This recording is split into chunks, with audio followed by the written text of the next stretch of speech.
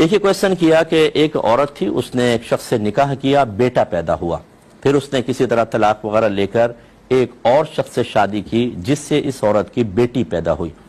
اب کیا اس لڑکے اور اس بچی کا نکاح آپس میں ہو سکتا ہے یا نہیں ہو سکتا؟ دیکھیں، نہیں ہو سکتا۔ وجہ اس کی یہ ہے کہ جب ماں باپ ایک ہوں یا ماں ایک ہو یا باپ ایک ہو، یعنی جیسا یہاں ہے کہ ماں ایک بچہ اسی عورت سے ہے، دوسرا بچہ اسی عورت سے ہے، باپ چاہے دو ہیں، لیکن یہ دونوں جو ہیں بچے یہ آپس میں اس ماں کی وجہ سے بہن بھائی بنیں گے،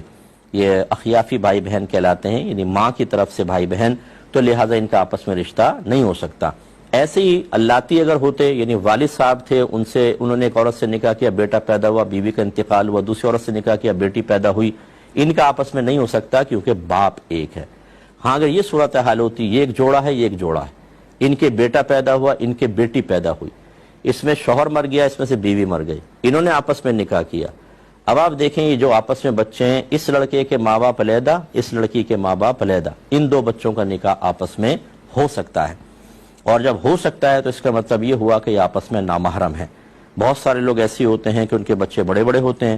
بیوی کے بھی بچے بڑے بڑے ہوتے ہیں، اس کی زوجہ فوت ہو گئی، اس کا شوہر فوت ہو گئی، یہ آپس میں نکاح کرتے ہیں تو بچے بھی قریب آ جاتے ہیں۔